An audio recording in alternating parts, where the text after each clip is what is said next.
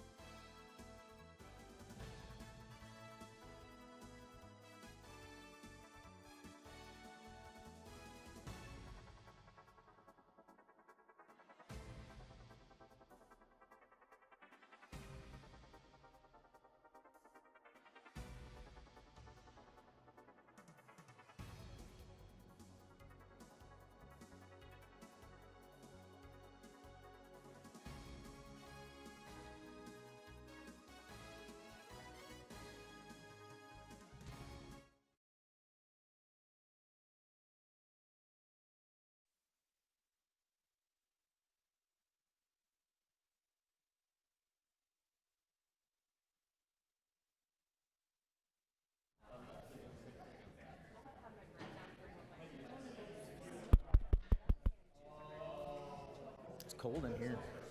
It's cold. I'm cold. Yeah, bring it in. Good evening, ladies and gentlemen. We're going to call the November 19th meeting of the Common Council to order.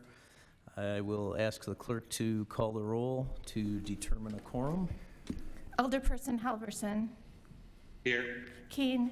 Here. Novak. Here. Noling. Here. Rote. Here. Turner. Here.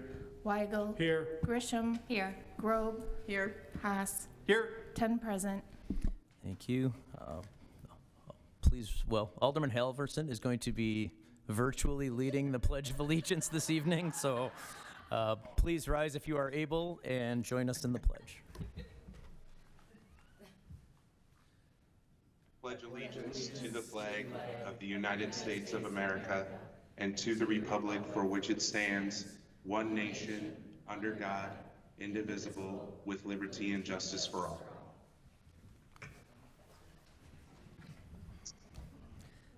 Thank you. Moving on to item D, we have no public hearings, so we will go right to part E of our agendas, which is public participation. Common Council may receive information from members of the public during this 30-minute period. Each speaker must announce their name and address and sign in at the podium either before or after their comments. We ask that you limit your comments to one statement of no longer than 5 minutes, and the council cannot take action on topics raised by the speakers and will not discuss topics with the speakers. Is there anybody that wishes to address the council under public participation? Please push the button to turn on the microphone. Thanks.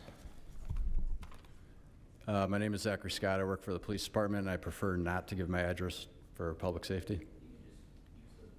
Use the department address if you want. It's 11301 West Lincoln Avenue in West Dallas. Like I said, my name is Zachary Scott. I'm a police officer for the city of West Dallas. I'm speaking on behalf of the West Dallas Professional Police Association. The speech borrows many of its ideas from the email that was sent to Common Council members on today's date by our association. Should be noted that I've been a police officer in the city for 20 and a half years, and this is the first time I've ever felt compelled to speak in front of the Common Council. Our organization's members strongly object to the increases in health insurance premiums, health insurance deductibles, and co-insurance payments as proposed in Resolution R 2024-0633. This resolution calls for doubling the current deductibles under the family PPO plan from $750 a year to $1,500 a year. Inexplicably, this increase only applies to represented union employees. Non-represented employees get to keep their deductibles at $750 a year. The resolution also doubles our in-network coinsurance from 10% to 20% and our out-of-network coinsurance from 20% to 40%.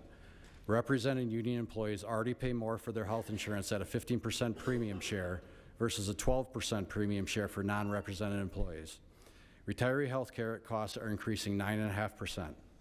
All of this adds up to the single largest yearly increase in health care costs since I have started this career. These proposed changes are not only unfair to our members, but they are also detrimental to the recruitment and retention of our officers. During past contract negotiations for the police department, the city argued that the existing health insurance benefits were a key component of a competitive compensation package, thereby justifying the decision to limit wage increases. This current proposed rise in health insurance costs directly undermines that rationale, eroding the overall value of the compensation package our officers rely upon. The police department is currently experiencing a significant recruitment and retention crisis. Since spring, 4 officers have left for other police departments. Another long-tenured officer has left for a different job within the city. 3 more officers are leaving within the next 2 weeks for other police departments. The increasing demands placed on law enforcement, coupled with the shrinking pool of qualified candidates, make it imperative for the city of West Allis to maintain its ability to attract and retain experienced, dedicated officers. Increasing our health insurance costs will further add to our current crisis.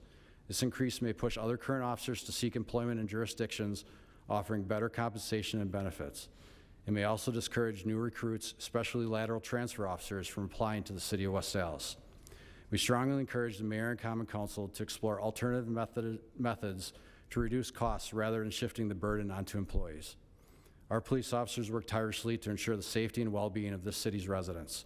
They deserve to be treated fairly and provided with a benefits package that reflects the value of their service and sacrifice. We urge the mayor and common council to reconsider the proposed resolution and work together with the city's unions to find a reasonable solution that respects our public safety organizations. Thank you for your time. Thank you for your comments. If there's anybody else that wishes to address the council under public participation.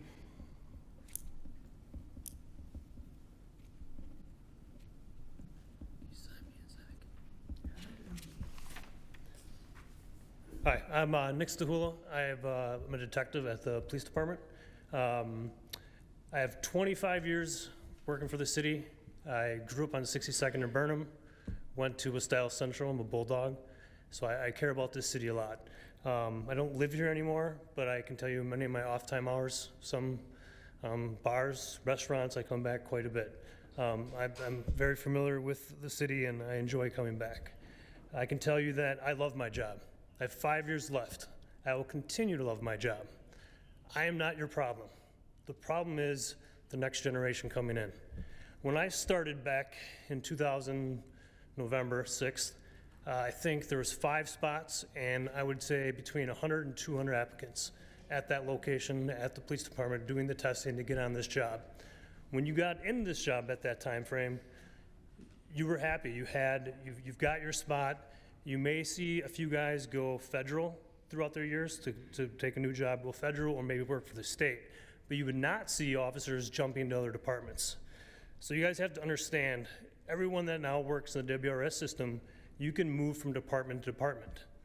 Now when you have these applications, we have 5 spots open, you're lucky to get maybe 10, 20 applicants. Hopefully you get 5 qualified that'll fill those positions. So you went from a pool of hundreds of cops for very few limited positions to now we can't get enough people that are qualified to constantly fill these positions. So we're always trying to catch up. I have complete faith in our administration. I enjoy working for them, but this is a problem above them. It's the culture of law enforcement. We have to stay competitive. If we don't stay competitive, I've seen good officers who I've tried personally myself tell them, please don't go to that other agency. Stay here. This is a great city to work for. But they see benefits, they see pay, they see insurance packages. These are all things they're considering. They can go and take a job after working here for 1 or 2 years that they're just going to move around from department to department, correcting the WRS system so their pension stays in place. And if we're not competitive, we're going to lose these good cops in the future. We want to retain them.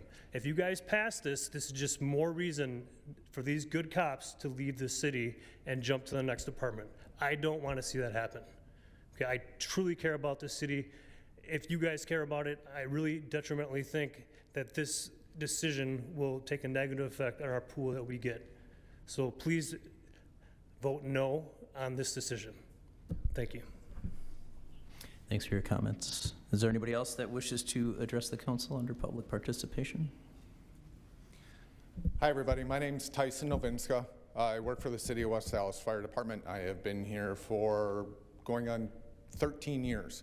My wife and I both live in the city. My wife works for the police department. I work for the fire department. I will tell you that years ago, I served on our union board. We decided as a city to have Carlson Detman, the firm, come in, and we did that classification and compensation study. I sat through those meetings, and I vividly remember the gentleman that ran that group telling us and telling all of you that the problems that are here financially, you cannot put on the backs of current employees. I will tell you, it feels like that's what's happening. Like our two groups, for whatever reason, are the ones being punished for where we are at financially. I understand health insurance is a huge cost. We self-fund in the city. It brings its own challenges, but my hope is that all of you, as our elected officials, can work with, in your groups, work with our locals, work with our departments to come up with a solution that does not penalize our members and the men and women in these departments that give everything they can to this community. Thank you. Thank you for your comments. Does anybody else wish to address the council under public participation this evening?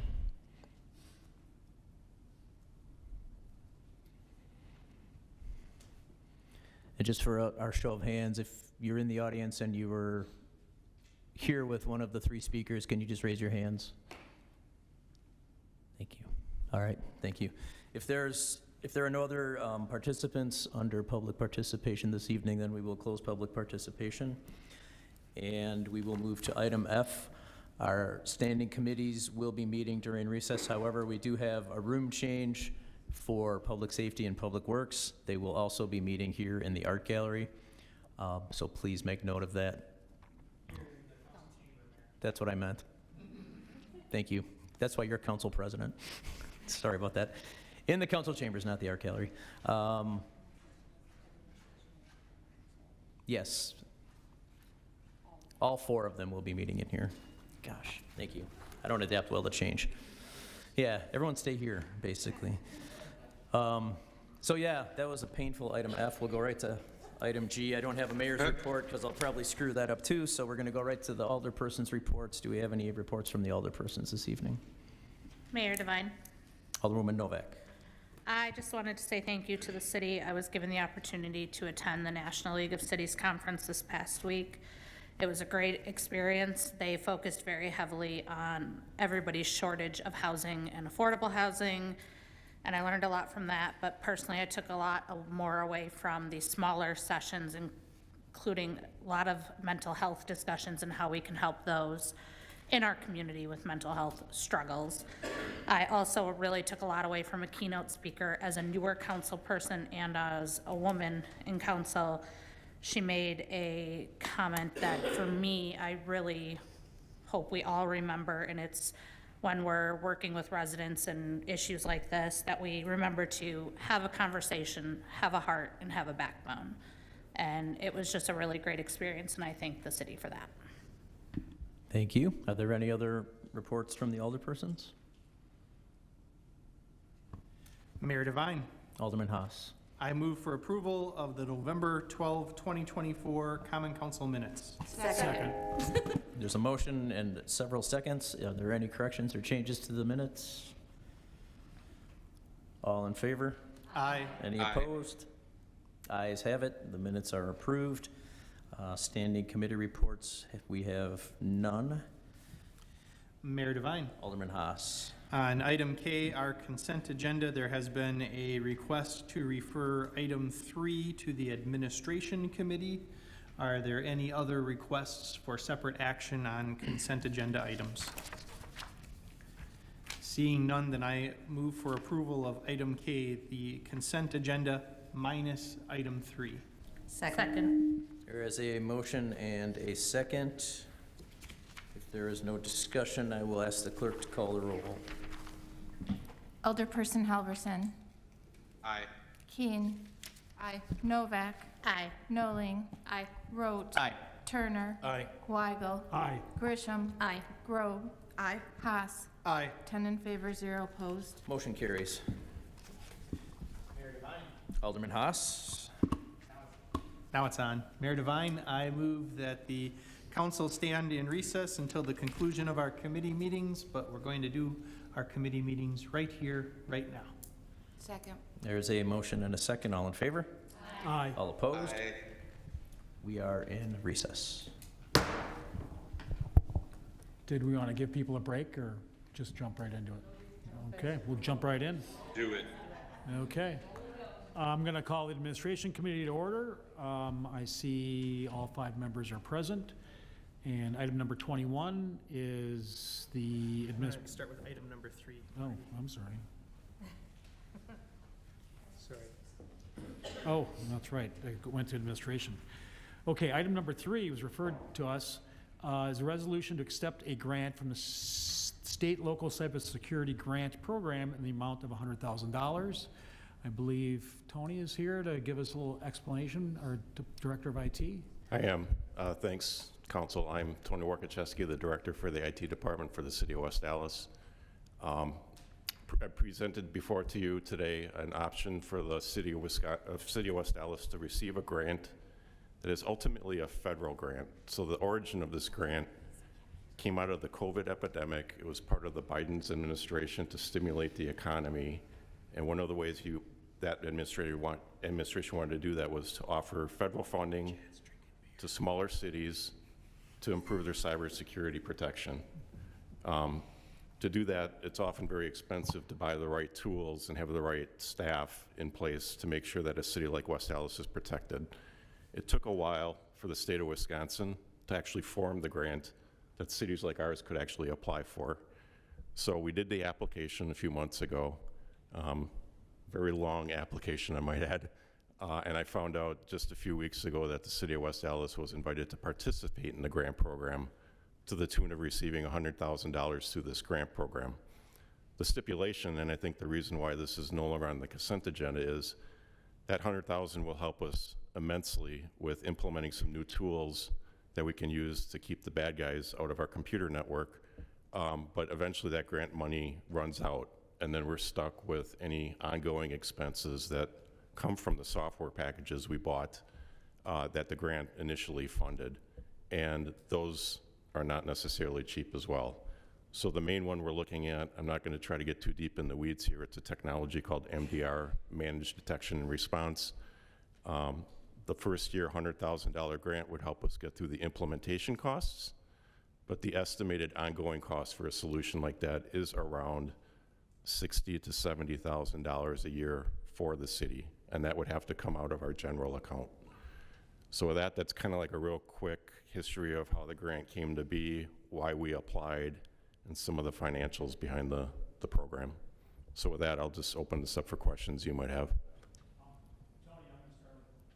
Tony, I'm going to start with a question. Is this something that we would have done anyways, or would have had to do something anyways? And is this tying us to a particular brand of software? We could spend this 100 kind of what, I saw your breakdown in our email, but I didn't see a mention of a certain brand of software. They're not pushing a certain brand of software or service on us. No, the grant they weren't just going to give out money to IT departments for any cause. It was specific to cybersecurity, and it had to be in one of two areas. One is something called multi-factor authentication, which we've already achieved here. The other thing that we can invest some money in is this MDR technology I was telling you about. There are dozens of vendors that offer solutions in this MDR space. One of the more common ones is a place called CrowdStrike, which had an accident a few months ago. Ironic that we pay companies like that to keep the bad guys out when they brought down half the computers in the world. But that was a mistake on their part. But those are the types of companies that offer solutions in this space.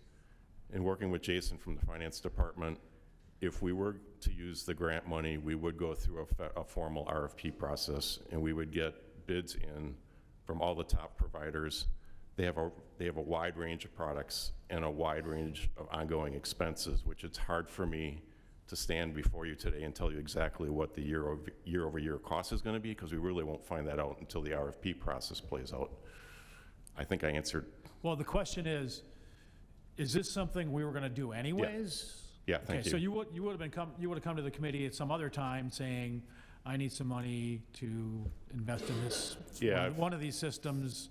So this really is a true benefit to us. As soon as we achieved our goals for multi-factor authentication, this was the next step I wanted to take to protect the city's computer network. The price tag is such, though, that I was hesitant that we'd be able to afford the whole project on our own, which is why when the grant came to be, I thought, well, at least they can help us cover the implementation costs.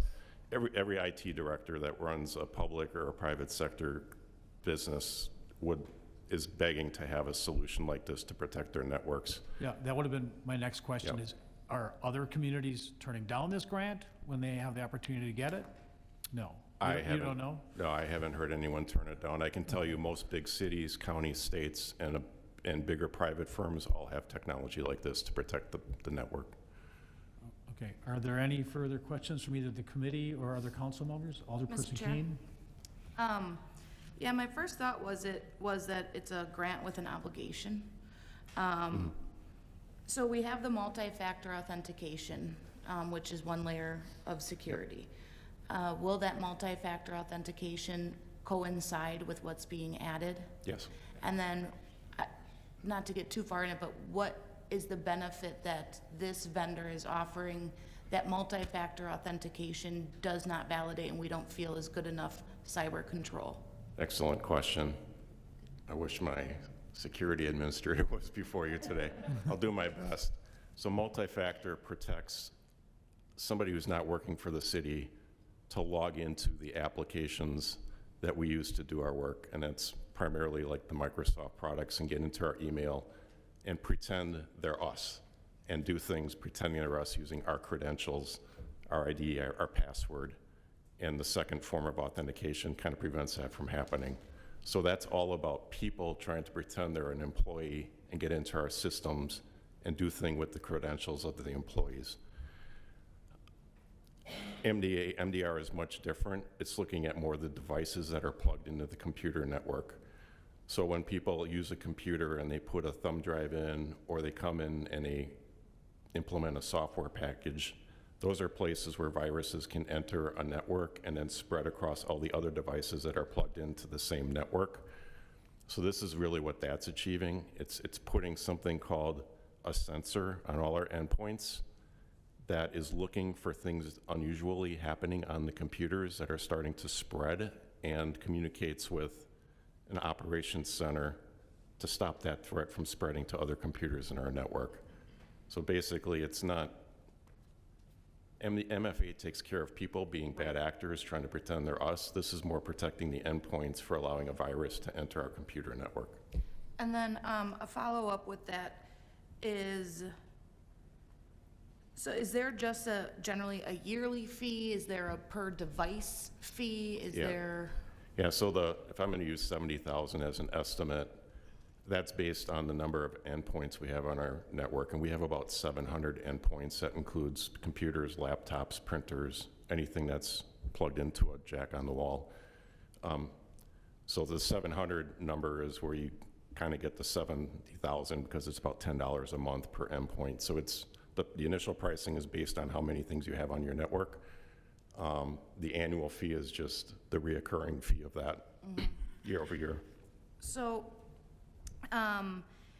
if we take the 100,000, do you have to spend it within a certain amount of time?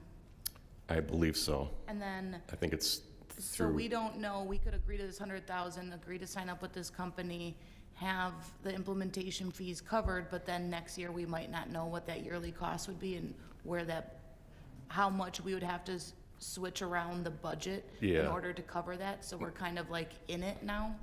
No, good question. I think we do the RFP process, and coming out of that, we get clarity on exactly what the implementation costs are and what the ongoing costs are. And if we decide at that point we don't want to implement anything, Then we can without like a deconversion fee or something? right, we give the 100 grand back, we say we're not going to accept the award because the ongoing cost is too much, and we go back to doing what we do today. I think the state is amenable to that. Thank you. Yeah. Mr. Chair?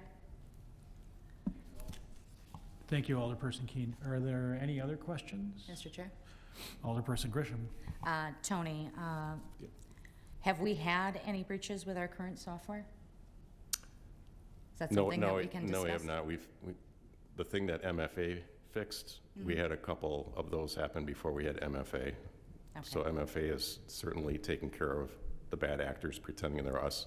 Okay. But we have not had a virus that I know of in the 7 years I've been here that has hurt the network. Thank you. Mr. Chair? I'm sorry, is that Alderperson Dowling? Yeah, hey. So knowing that this is not money that we really have like set aside in the budget and we would have to do some give and take in future year's budget, is there any idea on what could be a give in order to account for this future spend? So a trade-off, if you would, something that we don't have to do that this could then fund. I was gonna make a joke about my position as a department head. It's probably a little dangerous. I think Rebecca's looking at me already. You know, I'll just say this. So I've been before this committee many times in the last 7 years asking for you to support things that IT is sponsoring. Most of those things, IT is really not the beneficiary of, whether it's a new asset management system for DPW or something like OpenGov, which is helping the permitting and licensing process. This is really the first thing that I'm asking for an investment for something that's core to IT that I could argue IT is going to be the beneficiary of this investment, but really it's the city because it's going to keep us from getting hacked and ending up in headlines that we don't want to be in. There's always, I think, and we do this seriously when we put together an annual budget, we look hard at the things that maybe we don't need to fund that we used to fund to make money available for the things that we really need to invest in. And I've been doing that ever since I've been your director of IT. Finding 70 grand somewhere else to pay for this is going to be a challenge, I'm not going to lie. Before I leave my position here with the city, this is something I would really believe strongly that we invest in because I don't ever want the city to be compromised and end up in the headlines and having to owe some people a lot of money for some cyber threat that is on our doorstep. Yeah. And Mr. Chair? Alderperson Keene. So again, to confirm, this is just to approve to accept the grant for 100K. We do the RFP on it, and then it would come back to council of what the finalization of those dollars would be. That's and my, then we can look yep. to. That's my understanding. This is the first time I've ever dealt in the world of grants. But I would never dream of not coming before you again to let you know which product we want to buy and what the specific cost of that is and what the ongoing commitment is. So that would be before you again, probably in 2025 here as we enter the new year. Any further questions? Okay. Thank you. Thank you, Tony. And this is a resolution. So, oh, I'm sorry, is there one more? Kimberly? Mr. Chair, Alderperson I just kind of just as clarification, the potential ongoing year after year cost, I'm assuming your recommendation would be that, I mean, unless it's completely outrageous, is a much less than the cost of fixing a problem that would occur from a breach in our security. Yeah, So what this is really protecting the city from is somebody hacking into our network and taking down all our computers, which has happened a lot. Happens more than it's sometimes publicized. I shared with you guys, Sheboygan just had something happen last week. So one of two things happens. Either they get a hold of the network and they start breaking all our computers, and every employee in the city has got a period of time where they can't use their computers, and that has obviously a cost to it. The worst case scenario is they hack in and they get our data and they hold that data ransom, and we have to pay them a big check to get our data back. That can have a really big price tag associated with it as well. Okay, I didn't want to make it sensational, but Yeah. just to put a perspective on it, thank you. So let me just, closing remark, I've been in front of this committee for 7 years asking for money. This is the one time I'm telling you I'm getting money, and I can take it through the ringer, so thank you for your time today. No further questions at all? Okay, do we have a motion to approve? Motion to approve. Second. Okay, any further discussion? Okay, members of the committee, all in favor? Aye. Opposed? Resolution passes. Now we go on to the regular administration committee agenda. I'm going to go to item number 21. Do I have a motion on the minutes of the October? Motion to approve. Second. Any discussion? All in favor? Aye. Okay. Opposed? The minutes are approved. Item number 22, a resolution establishing health, dental, vision insurance plans, premium rates, employee contributions, and benefit continuation for the plan year of March 1, 25 to February 28 of 26. Do I have a motion to approve? Move to approve. Is there a second? Second. Any discussion? Yeah, Richard? Richard? Do you have something first, or otherwise I did have? Sure, I can kind of lay the context for the changes this year. So when we were before you, I think in April, and talking about approving Quad Med agreement, we said we kind of felt like we were laying the tracks down before the train got there, because we knew that we couldn't continually beat medical inflation every year. The last couple of years we had either a 0% or a 2% increase on premiums. I think in 2021, for that plan year, it was a 7%, maybe 11% on retirees. So we've had some pretty good performance. COVID helped a lot with that.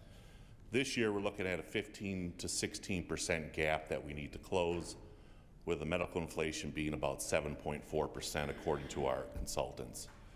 So we need to close that gap. The plan is funded, it's self-contained, so when we're balancing the budget, we're balancing the healthcare budget.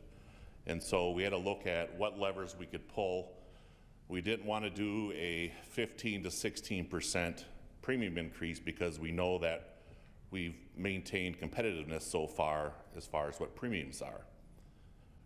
But we also know that the reason for the higher cost projections has a lot to do with all the large claims that the plan has had.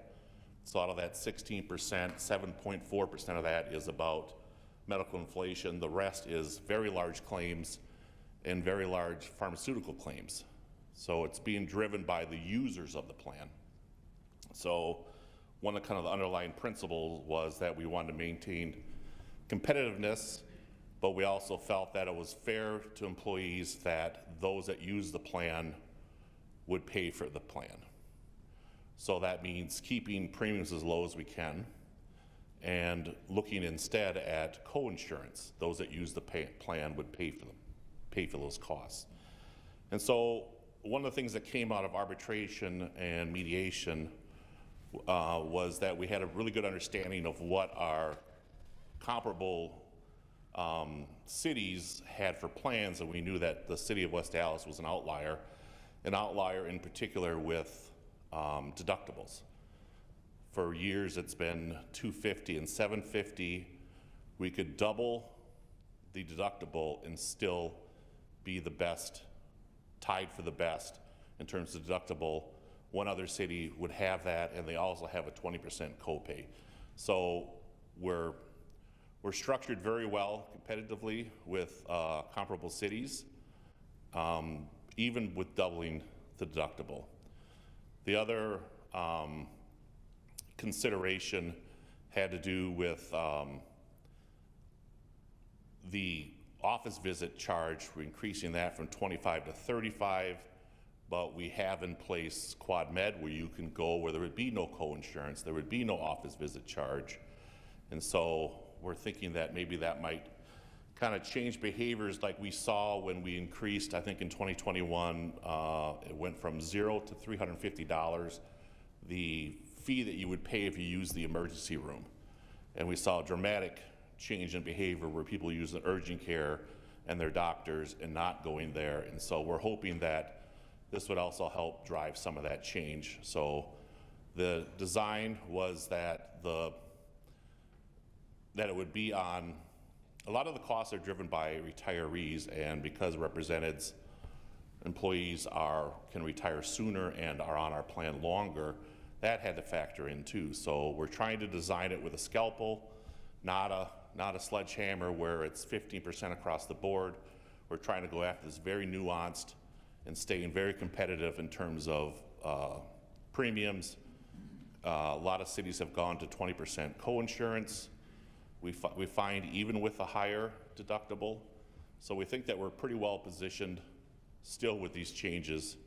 It's not something we wanted to do, but we knew that we kind of had that Quad Med set up already. So in case a day like this came where we needed to make significant changes to the plan, that there would be kind of an outlet for employees to go to. Thank you. Do any other committee members or council members have questions? Mr. Chair. Alderperson Keene. So if they go to Quad Med, then there is no deductible? No deductible. Or I'm sorry, no co-insurance? No co-insurance, no Paid up front? deductible for anything you get done at Quad Med, as long as you're on our plan. Thank you. Alderperson Mr. Chair. Nowling. I just want to be the voice of, my primary employer also has a similar setup with Quad Med, and just want to share my experience with the group, that is an incredibly easy, convenient group to use, and that is an incredible benefit that the city has made available. We have month-over-month increases. I think we're already at 10% usage. Of the 1,400 people that could use it, we're already at 10% 5 months in. So it's a lot of word of mouth, and it's growing, and the first phase seems that it's trending to be successful. Any further discussion? Richard, I would like to thank you and your team for finding these solutions for us. Like you said, it's a scalpel, not a sledgehammer. The facts are that medical insurance, medicines, medical services, pharmaceuticals are just getting much more expensive. So we have a motion and a second on this already. Any further discussion? This is just, I won't say just a resolution, but it's a resolution, so all in favor? Aye. Anyone opposed? Resolution is adopted. Item number 23 is the 2025 City of West Dallas Mayor's recommended budget. Move for approval. Second. Do we have any discussion on the budget? Okay. Does the budget need a roll call? It's not an ordinance. Not in committee, no. Oh, it's just in committee. That's right. Okay. Full council it will. Okay. So for item number 23, no further discussion on the budget. All in favor? Aye. Opposed? 23 is adopted. Item number 24 is an ordinance appropriating the necessary funds for the operation and administration of the City of West Dallas for calendar year 2025. Motion to approve. Second. Any discussion? All in favor? Aye. Opposed? That ordinance is approved in committee. Any further business to come before the administration committee? Motion to adjourn. Okay. All in favor? Aye. We are adjourned. Thank you.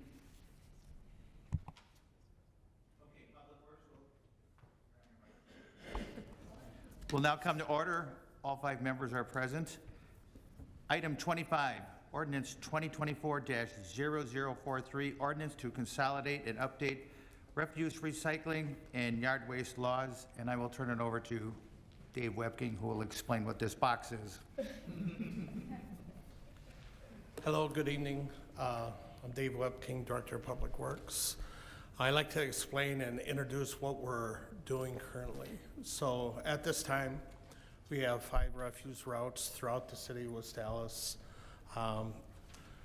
With that, we currently accept 1 cubic yard of refuse material outside the container. And thank you for Tony from IT of placing that example there. So that is 1 cubic yard. A 96-gallon container that we do sell, as well as a 64-gallon container. We have, with the help with Cale and his staff, we have in the proposed ordinance that each residential unit can purchase up to 2 garbage containers, and that would be no extra fees for that.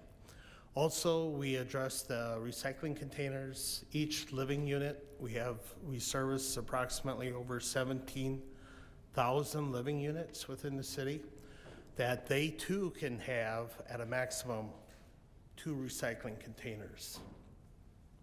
So when you look at the amount of cubic yardage that could be outside the container, you have to ask yourself, number one, is it perishable? Is it something that's just going to feed and have a negative effect on the neighborhood with rodents? But aesthetically, do you want that garbage there?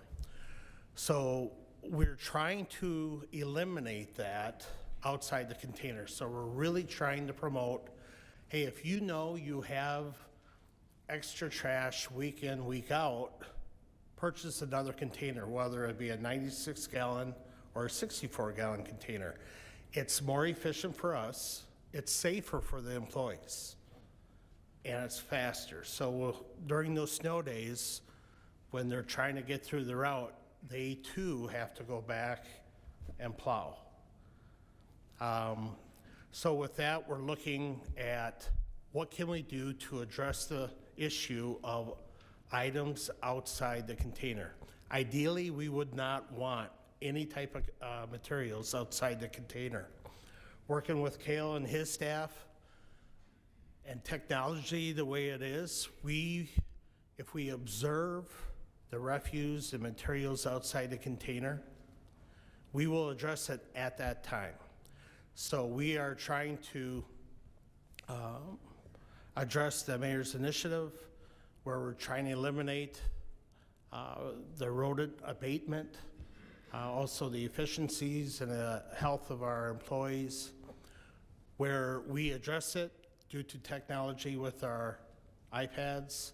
The crew would take a picture, they would send a invoice to the resident, their property owner, and as long as we provide the amount, the fee amount, but also the appeal process that Cale and his staff has mentioned as well.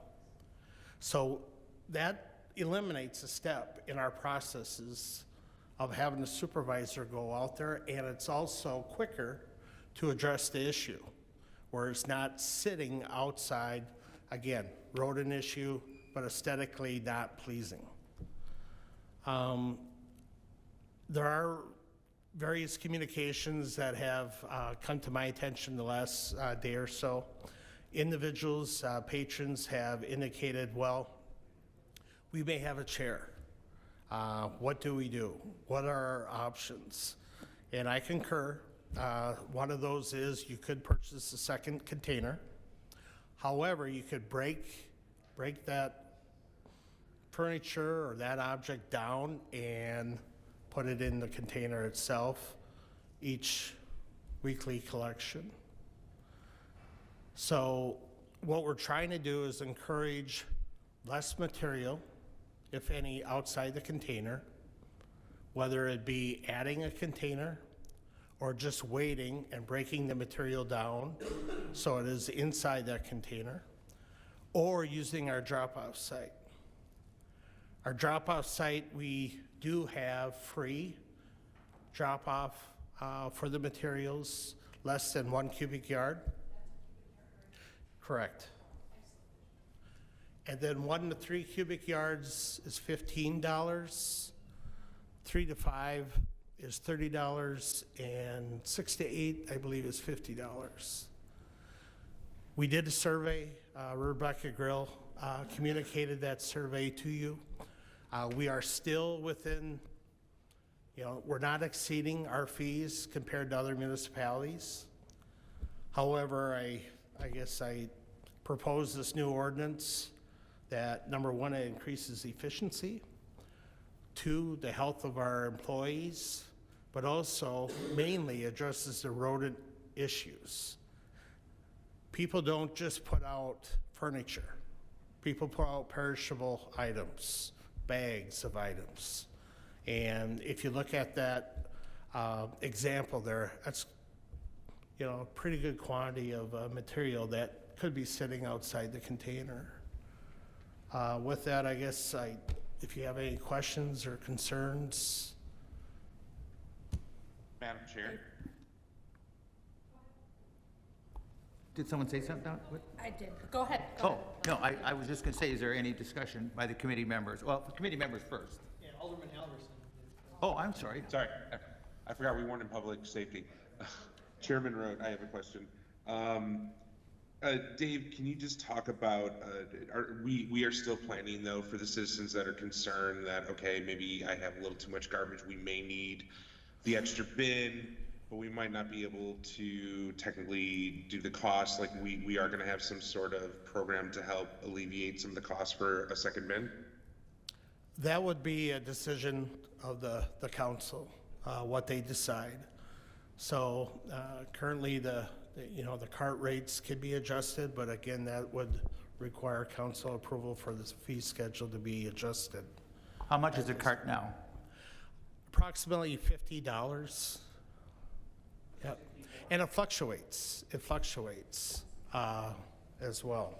So we adjust the rates as we order more carts, whether it be refuse or recycling, but it's approximately $50. I'm just looking here. Okay, so it's, $60 for recycling and $56 for refuse. Excuse me? What size was that?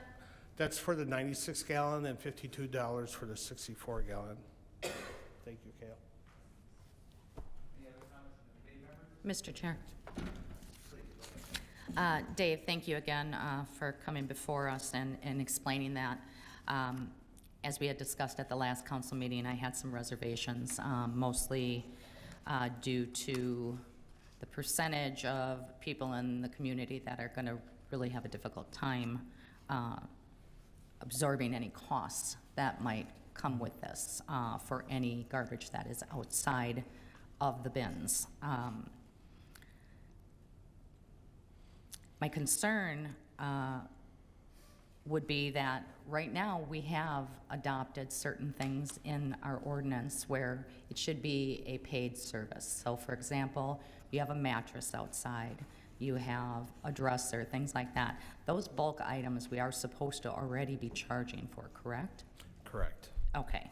And what I've experienced as an alder, and this is not to shed any shade on your department, is when you go on social media, for example, and somebody says, hey, can I put my dresser out there or whatever? Oh yeah, the guys always take it, or the crews always take it.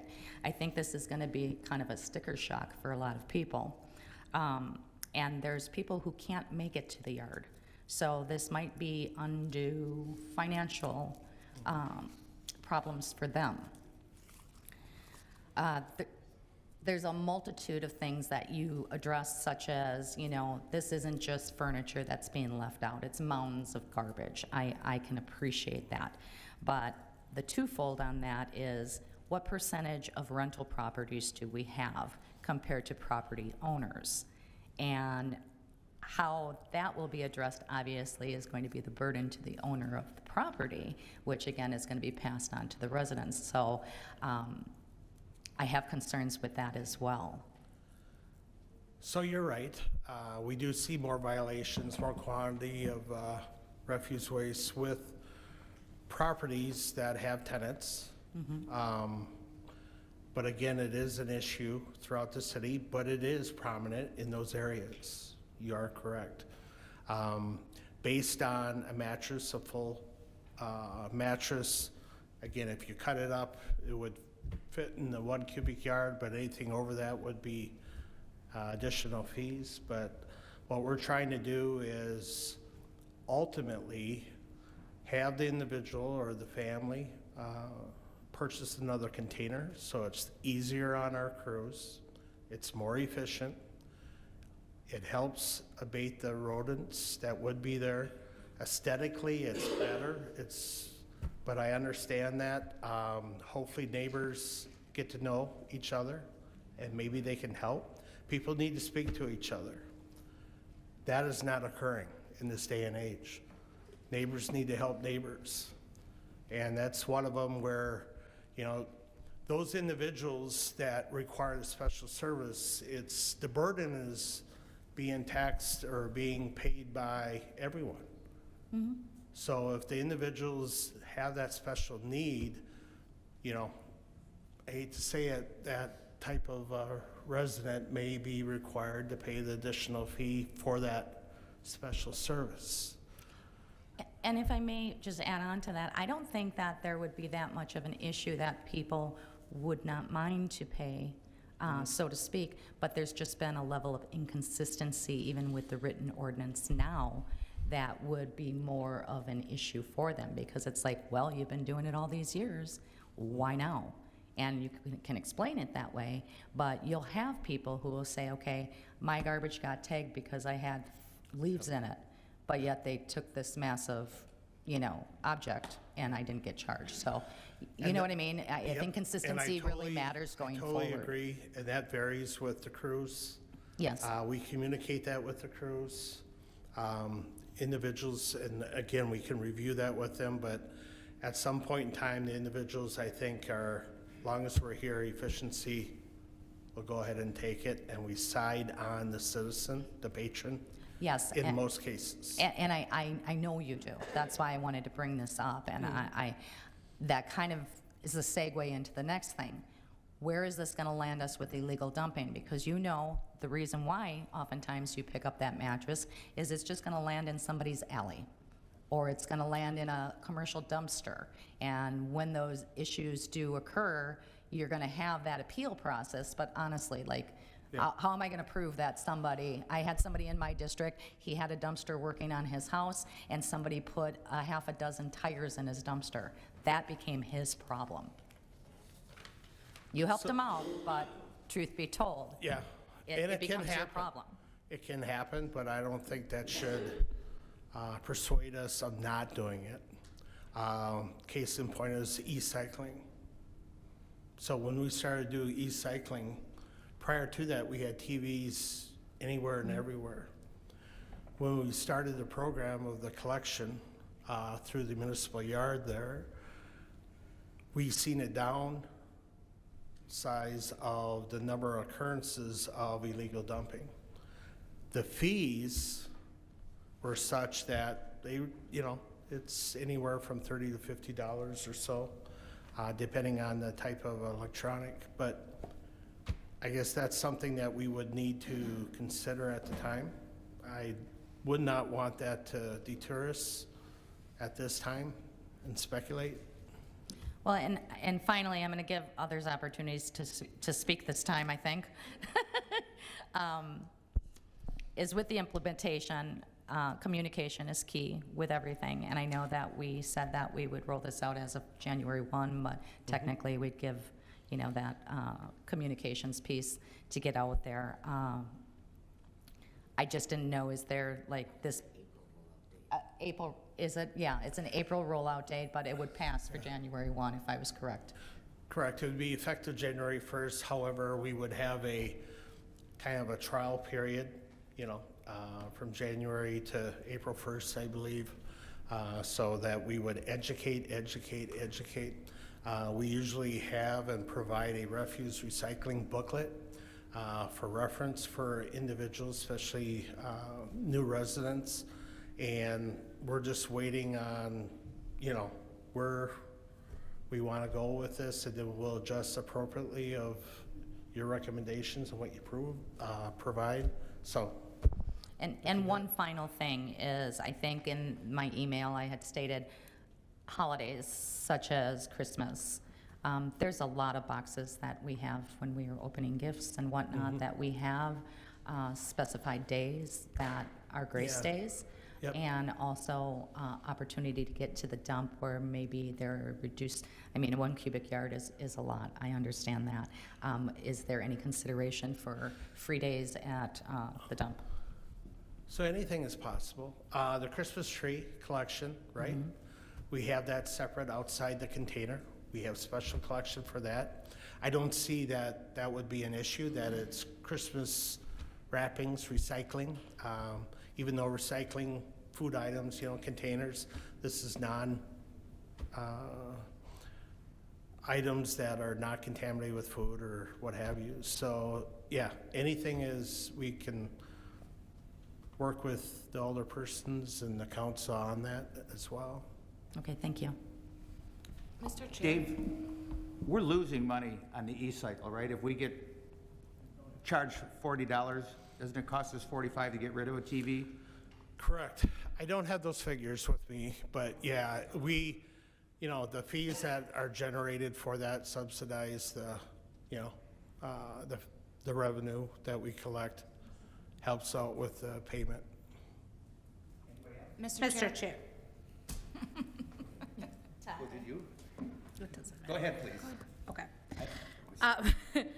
My question would be, would it be possible to look into something where I've been a lifelong resident, 42 years, I've always put stuff out there, doing something, yes, we're going to publicize it, we're going to have the booklets, but maybe for the first time someone does it, giving them a warning versus that initial fee.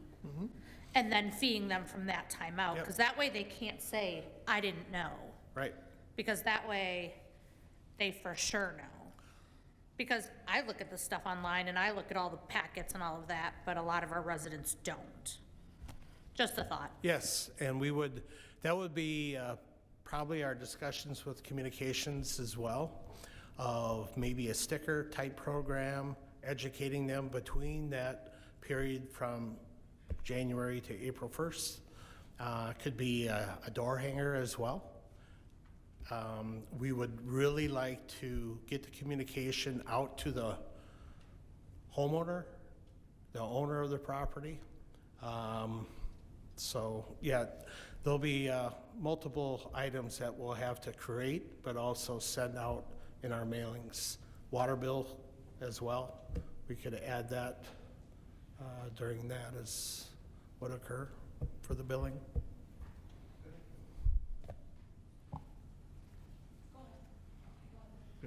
Ladies first.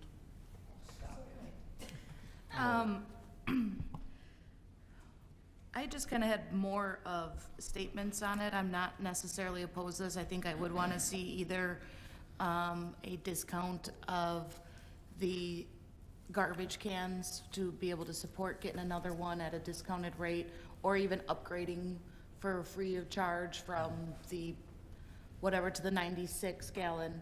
I do think, to your point, there should be some free days, but we'd have to be very cautious on that because we don't want the free day being a free-for-all where everyone then cleans out their basement on that free day.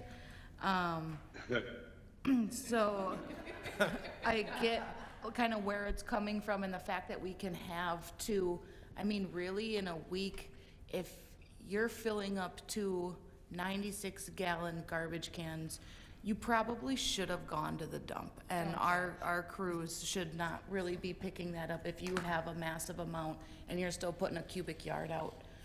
Yeah, I judge, don't judge. I feel mine.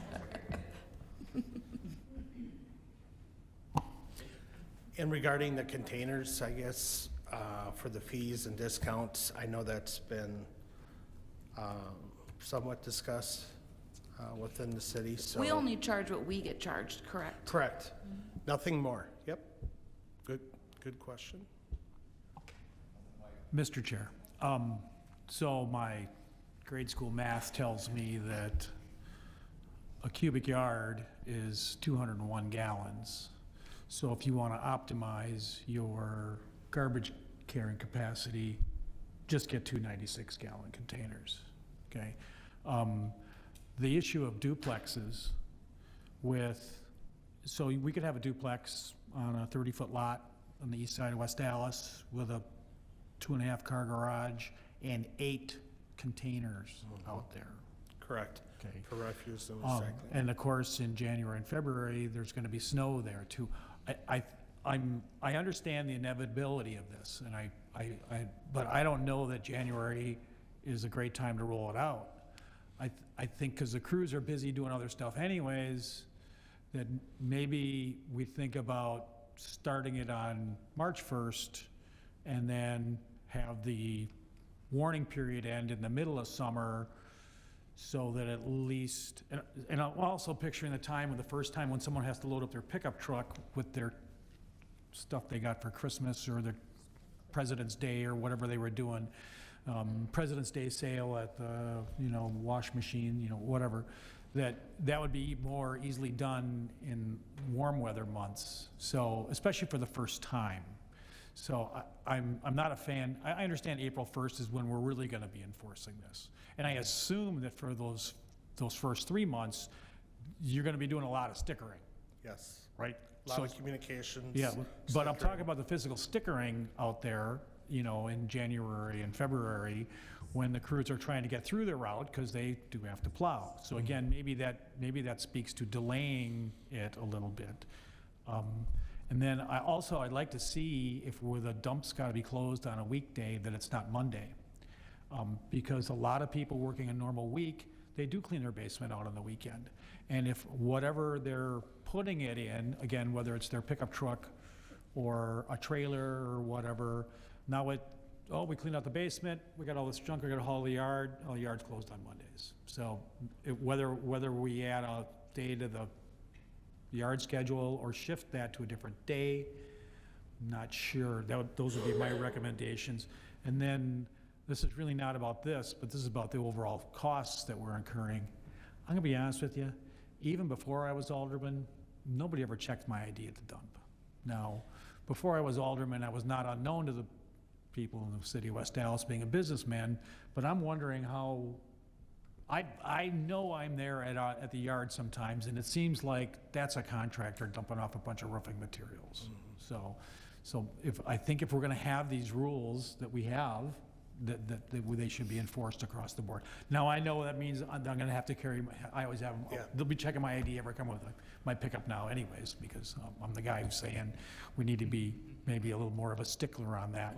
Because, we all know this. I mean, I have family members who own properties in other cities, and they say, oh, you could just take it. I says, I'm the one guy who can't go to the dump with someone else's garbage because I took an oath, So that would be my comments. Is there a reason for us to start this on January 1st and April 1st? I just think it's a good starting point, beginning of the year.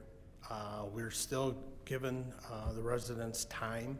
Yeah, I understand. We're going to give them time for enforcement and all that. And again, it'll still be multiple collections, especially refuse to be weekly, where we will, it's not going to be snowing each and every day, so I think we can handle that for the stickers and that sort of thing. Yeah, and like I said, if we can find some way to get the dump open on Mondays. So with that is, we have one individual, permanent employee, that works, 5 days, so it's Tuesday through Saturday. I'm hesitant about having more people for the coverage, just based on the number of staff that has been reduced. No, I understand that. And I then understand snow that. plowing. Yeah, and So- Saturday's an important day to have. I get that. I understand that. But I'm going to tell you, I'm getting old. More than once, I've driven from the 5th District over there with some stuff in my pickup truck on a Monday. And darn, it's Monday. Yeah. So, And we do have patrons coming in there. that's because I'm retired, I don't know I what day it guess is. we would have to look at an optional date. Again, anything can be done. Yeah, no, everything. We would just have to look at the scheduling and that sort of thing, but I the think some of our reason is, duplexes, I think some of our duplexes are gonna have a hard time finding a spot for 4 garbage cans and 4 recyclables. If they need that. If they need Correct. that, Yes, and I agree. Yeah. I do agree. And one thing that the city attorney's office with Kale, he has provided us electronic procedure Yeah. using technology where it's immediate. As long as we communicate to the property owner, the amount, the appeal, if they don't agree with it, that right there saves a lot of labor time. So Yeah, kudos to them. I never understood the idea of a supervisor having to come out and verify when we have employees who can certainly verify, but, so. Yep. With iPads, it's made it, possible. Thank you. Mr. Chair? Thank you. So I have a couple of questions. What would you say the percentage of stops on the routes are right now that have any kind of refuse outside of their containers? Darn you. So right now with the bulk collections, I received from our treasurer, thank you, Corinne, that we have approximately anywhere from 250 to about 400 bulk collections. Okay. So those items that exceed 1 cubic yard. Yep. However, that would increase if this passes, since we would not take anything, Sure. Okay. outside. 150 to 400 per year?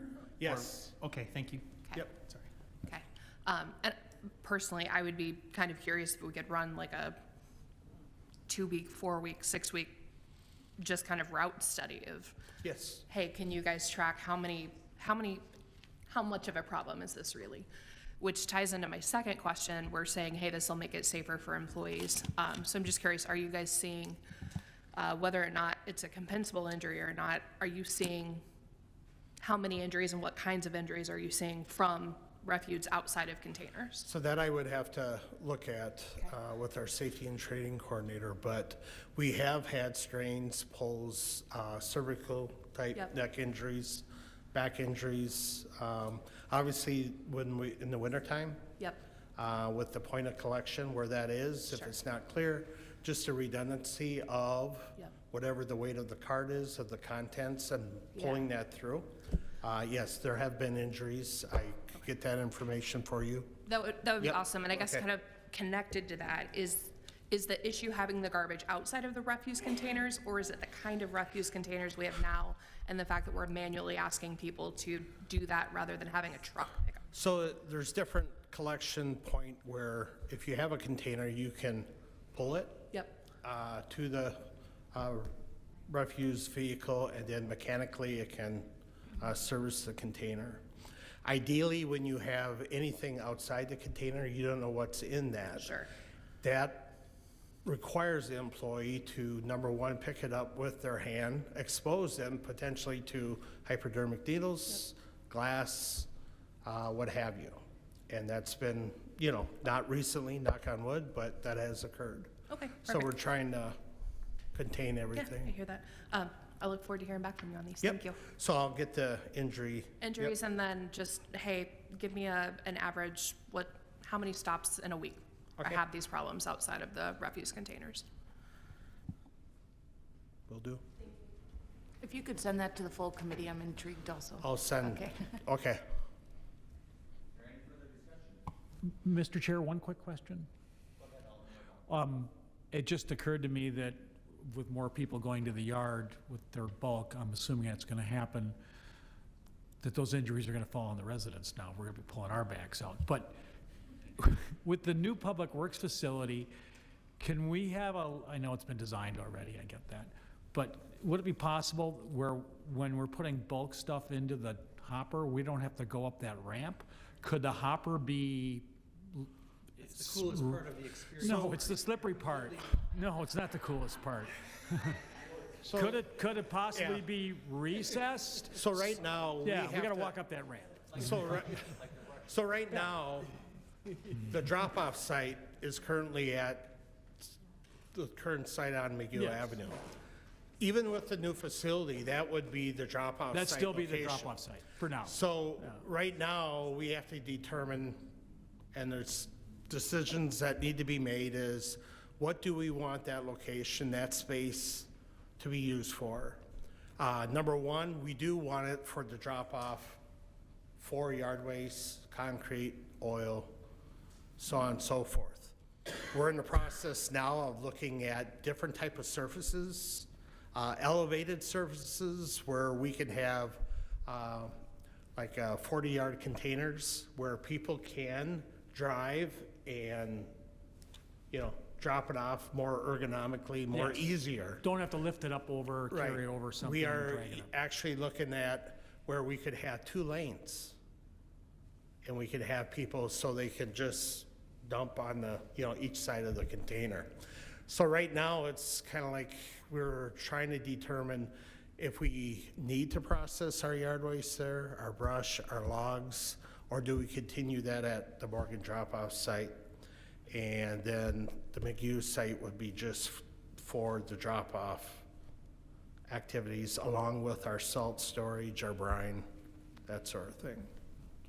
So we will But very good. possibly see a more convenient bulk Yes, drop-off yes. situation. Thank Yep. you. Any further discussion? Mr. Chair, I'm back. You're not Speaking to- honoring your earlier pledge? Right, I'm not. All right. I'm reneging on it again. Speaking to the ramp, anybody ever take one of the pedals to their shins as a kid on a Schwinn? That's what that material reminds me of. Going back to studying the route, I think that will be really valuable information. Is this something that we can hold and kind of get a little bit more information on that, or are we gonna do votes on this? This is just a discussion piece again, correct? We certainly could hold it. I don't know what the hurry-up part is for the Okay. January 1st. I mean, I heard your explanation. The one I heard the best was from Alderman Weigel, where maybe start a little bit more into spring. Your thoughts, please. Anything can be done. So yes, we can do that. We can make it effective. You know, whatever council agrees on. If you need more data, well, obviously our next council will be in December. In order for us to get the communications out, we would not be able to meet that date and time of January 1st to adequately give the information out to the residents. Yeah, and I personally would be okay with that, because I do think Alderman Weigel had a point. I mean, most of the lids, if we do get snow this year, are going to be wet, icy. Otherwise, it might be better to delay the rollout of it. But I want to circle back to the one thing that I forgot to discuss was dumpsters, commercial dumpsters. This plays no role whatsoever in the chronic violators of those with commercial dumpsters and/or above 3-unit properties, correct? Because I believe that should be part of the study and looking at how many problems do we have with them versus our residents' carts. So we service for the residential, 3 living units or less. Anything over that, for recycling, it's 4 residential units. But the commercial items, we could work with code enforcement and I guess interview with them and work with them and provide you some more data on that for the type of violations, the quantities, our additional containers needed. We could get that. Right, and that question, I was hoping Cale would come up and speak to it. I was just going to answer the prior question too. If garbage is actually being left in the right-of-way, then this would apply to that property, but most of those dumpsters are located on private property, which would require additional action from code enforcement. But on the right-of-way, then Public Works could take care of that and bill under the same exact fee schedule that's being presented tonight. And then, do you have So for another? clarity, Cale, only if it's in the right of way. So we have like chronic violators of rental properties. and code enforcement has to go out and literally babysit a lot of these properties. And I know the procedure is just, it's tedious. And I was told a lot of them are LLCs. So as far as taking legal action, that usually comes out not so good on our end. Is there any way to implement that with these multifamily units that are required to have dumpsters?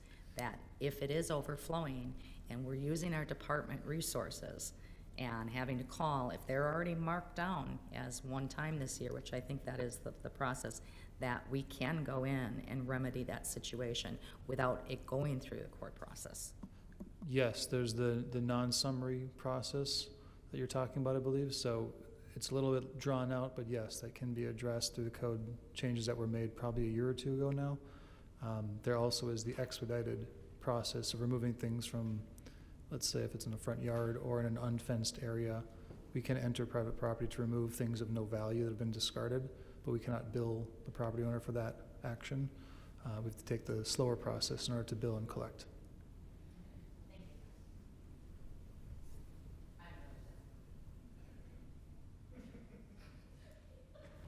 Okay, so is the consensus that we hold this for a bit longer and you're going to get back with us with more information and quite possibly start April 1st? I see Attorney Decker getting up. So what I would ask the committee to do then is if you want to make any amendments, we can do that tonight so we can get an updated version for the next agenda, at least for your consideration. You can just simply adopt amendments tonight but not adopt the ordinance. And same with the resolution for the fee schedule. That way we have a working copy. And then also just tell me what date you'd like to make it effective and then hold it until the next council meeting. Okay, so is there an amendment to this? Mr. Chair, I would like to amend that we have one free day, and I would like consensus on this, or at least opinion, once a month, or would it be quarterly for the dump? Pardon me?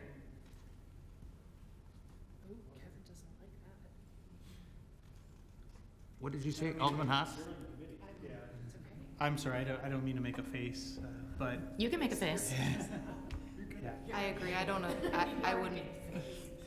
I wouldn't be in support of a free day. I'm not talking about collection-wise, I'm talking about the dump. So you're talking about the dump, you would Yes. not, Yeah, I think that's outside the scope of what we're doing right now. If we want to make a free day, we can do something later we can do on. that on policy. Okay, all right. And that would also apply to what I had mentioned before about cardboard outside of the cart during a holiday, such as Christmas? Mr. Chair, just to clarify, was the first comment about a free day at the drop-off or pickup? No, that was for the dump, like going to the city yard is what I was talking about, that people could drop off their items at no charge. An unlimited amount? No, we would put an amount on it. And if this is 1 cubic yard, right now we get the 1 cubic yard, correct? So it could be Every up day. to 4 cubic yards if somebody had furniture or otherwise, because that exceeds the size of a mattress, correct? Try to do the So math. unless you cut the mattress in half. The 76 by Right, 80 by that's what I'm 10 saying. inches. So like if we had that, I'm trying to look at this from the perspective of not having illegal dumping. So if people have mattresses and things like that, that they would need to drop off, that maybe that could be once a quarter, whatever the case is. And you can limit the amount. You know, it's not like unlimited, I'm gonna move my house, or a contractor's gonna come and dump, you know. And whenever you have checks and balances, it's hard to administer how to, XYZ family, it's to keep track. Right now, the full size mattresses is free, and anything thereafter, there's, I believe it's $30. Okay, I'd have to verify that. all right. And the other was just the cardboard during the holidays, obviously, as long as there's no perishables and whatnot, that can be outside of the container.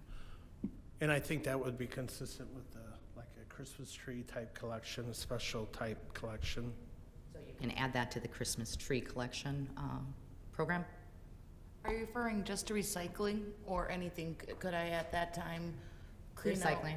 just recycling Cardboard, yeah, items because can the be whole point outside. was with this Okay. is to deter rodents, so we don't want that mixed, and that's what Correct. Dave said. Yep. A lot of times this refuse outside of the carts are mixed, so it's not just cardboard, it's perishables and other things mixed in.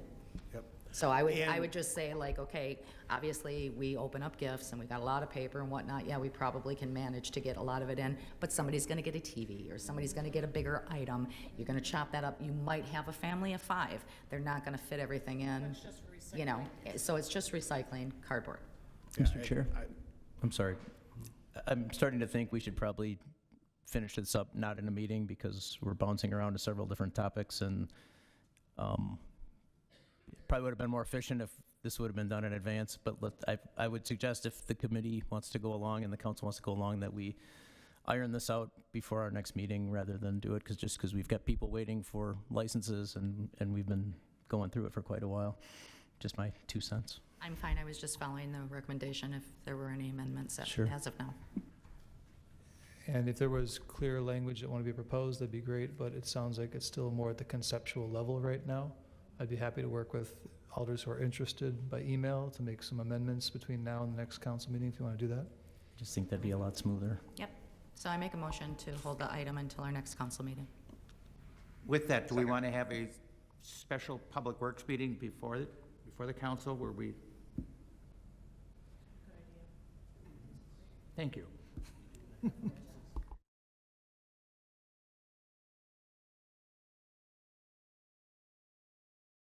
We'll hurry up and do it in a half hour,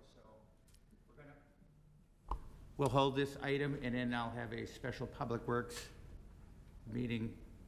Our next council meeting is December 10th. So Right, we'll have it prior to that, so we're ready on the 10th. So, Mr. I'll Chair, be in touch with someone to get everybody a date. I made a motion. Does anybody need to make a second, or is it just your word to hold? Doesn't matter. We're going to hold. Okay. Both items, correct? Yes. Okay.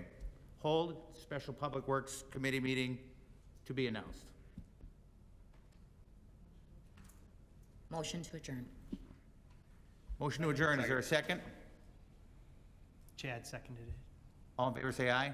Aye. Aye. Aye. We're adjourned.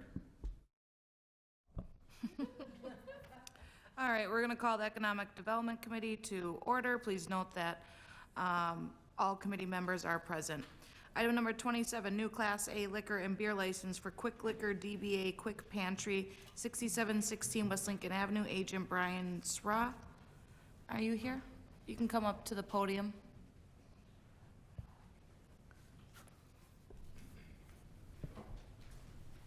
Hello. Hi. So this is the Quick Pantry at 6716 West Lincoln, and there is currently already a Class, I believe, B liquor license. Class A. Class A for, so are you the new owner? Did you just No, purchase it? I am there from 20 years, so I give to my son business, Okay, transfer on his name, and she is the agent. okay.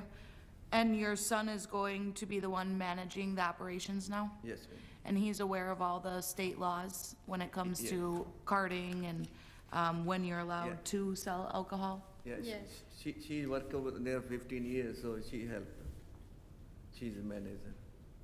Okay. Are there any questions from the committee? Madam Chair? Yes. So nothing's really going to change? No. You're not remodeling, it's just a change of ownership, and it's staying in the family? Yes, sir. Okay, move approval. Second. There was a couple, I think there needs to be a couple amendments as listed on the license. One is it going to be, the previous license was Quick Pantry 6716 LLC, so now it's just gonna be Quick Liquor, and then is it an LLC? Yes, that's 6716 is my LLC, so now Quick Liquor is his LLC. It just wasn't stated with LLC, so it Yeah. is an LLC, Yeah. correct? Yes. And then I think we would want to make notations on the license. Right now, it's worded that you cannot sell alcohol from 9 PM to 8 AM, and it was recommended that we kind of change that verbiage, that you can sell alcohol between the hours of 8 AM and 9 PM. and that you can be open 24 hours, but there needs to be some type of mechanism to ensure no alcohol is accessible after 9 PM. Yes, 9. Madam Chair, Yes. I'm going to say I think this is the one liquor store I haven't been in West Dallas. Well, I guess we know where you're going this weekend. Mechanism, does that mean like, is it walled off in there? What No, I think that's mechanism, just- mechanism doesn't mean necessarily physical mechanism, it just means a policy, just like they do at grocery stores. We don't Yes. sell after 9 o'clock. Okay. Correct. Yeah, so, okay, that's it. Does someone want to approve as amended? Move approval as amended with the wording and the hours. Second. Is there any further discussion? All in favor? Aye. Any opposed? The ayes have it. You're all set. Thank you. Thank you so much. Anything else to come before economic and development? Is there a motion to adjourn? So moved. All in favor? Aye. We're adjourned.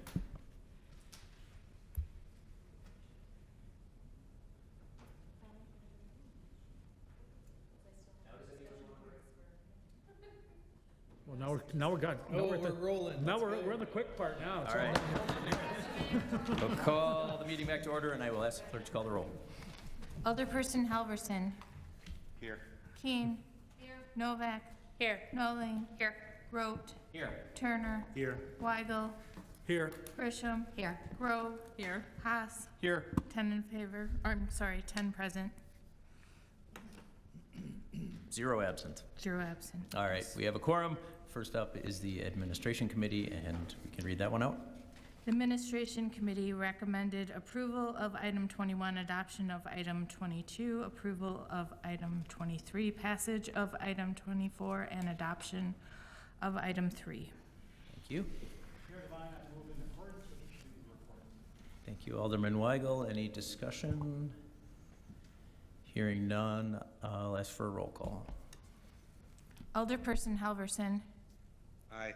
Keen. Aye. Novak. Aye. Noling. Aye. Rote. Aye. Turner. Aye. Weigel. Aye. Grisham. Aye. Grove. Aye. Haas. Aye. 10 in favor, 0 opposed. Motion carries.